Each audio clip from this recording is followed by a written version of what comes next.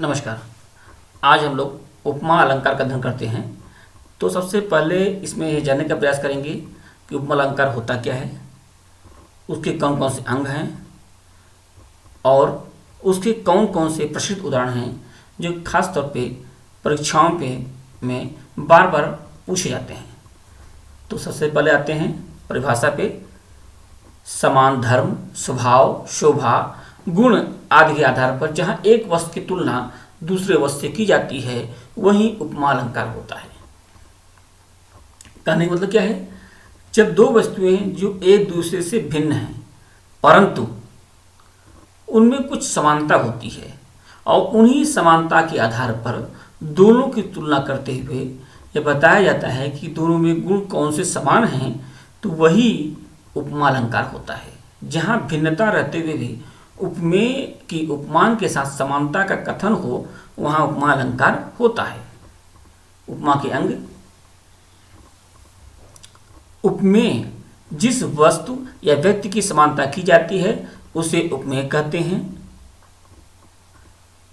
अर्थात जिस व्यक्ति या वस्तु की समानता की जाती है, जो सामान्य वस्तु या व्यक्ति है जिसकी तुलना की जा रही है वो क्या है?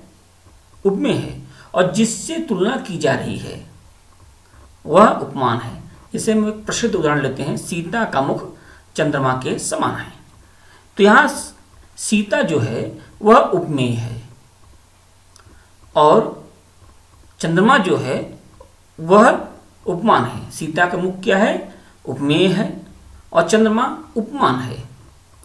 और दोनों में जो सुंदरता है वही समान धर्म है।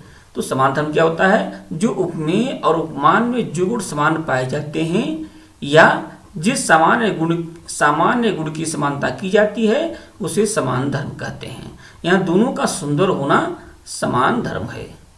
अब वाचक शब्द क्या होता है?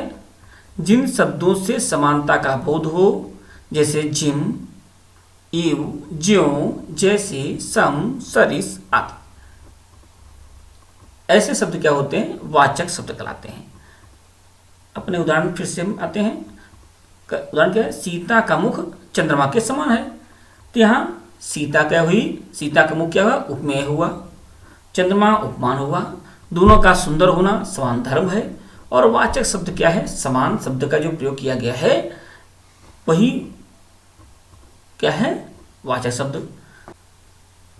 पीपर पात सरिस मन डोला, पीपल के पत्ते की तरह मन डोल रहा है। तो डोलना शब्द जो है वह समान धर्म है। दोनों का धर्म क्या है? समान रूप धर्म क्या है? डोलना। और यहाँ वाचक शब्द जो है वो सरिस है। मन क्या है? उपमेय है। और पीपल का पत्ता क्या है? वह उपमान है। अब अगले उदाहरण पे आते हैं। हरि पद कोमल कमल से। तो हरि के पद कैसे हैं? कोमल हैं, कमल के समान हैं। फिर देखते हैं। मुख बाल रवि सम लाल होकर ज्वाला सा बोधित हुआ। मुख बाल रवि सम लाल होकर ज्वाला सा बोधित हुआ। यहाँ देखते हैं, फिर से देखते हैं। मुख बाल रवि सम लाल होकर ज्वाला सा बोधित हुआ।